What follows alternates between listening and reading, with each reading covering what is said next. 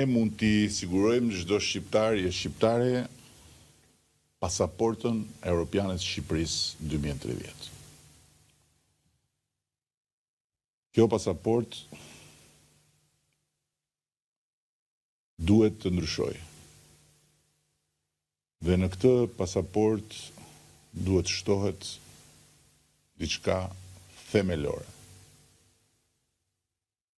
Bashkimi Evropian, Republika e Shqipërisë. European Union, Republic of Albania. Për t'ju dhënë pasaportën e BE-s, na duhet jo thjesht një mandat i katërt, por një mandat më i fortë se të treja mandatet e deri sot. Prandaj kush e do pasaportën e BE-s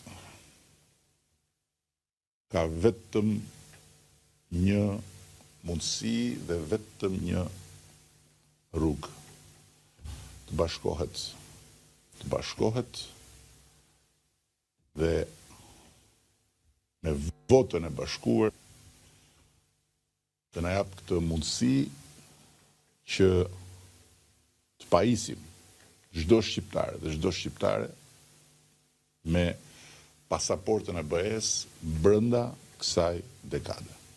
Një treg dinamik pune që fillon rroga me 2.000 euro në muaj dhe vazhdon deri në 7-8.000 euro në muaj pa patur nevojë të largoheni nga vendi juaj, pikërisht në tregun që dikur i thonim tregu i të ardhmes, po është tregu i sotmes, tregun e teknologjisë informacionit, të inteligjencës artificiale, të inxhinierisë elektronike, të robotikës, ku kërkesat janë të jashtëzakonshme, si nga tregu evropian, ashtu dhe nga ai amerikan, dhe ku mundësitë janë të jashtëzakonshme që përmes arsimit dur të rinisë tonë të marrin pjesën që na takon në këtë epokë të re që po çel për gjithë botën.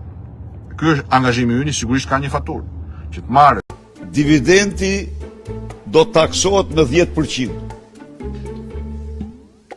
Dividendi, jo 8%, si të taksohet? 8%, falë, 8% po.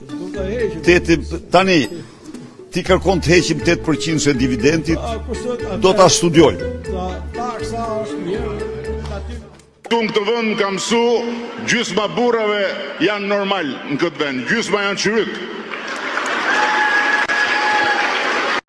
I ke dëgjuar ty datë e baltës që a thonë, kam fut prindrit, duan bëjnë deputet prindrit e me radhë, ç'është kjo punë pano?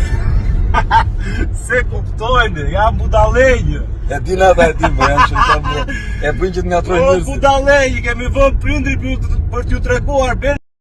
Se kur gënjen një herë, 2 herë, 3 herë, 4 herë, gënjeshta të kthehet pjesë e karakterit. Dhe e kam nga eksperienca.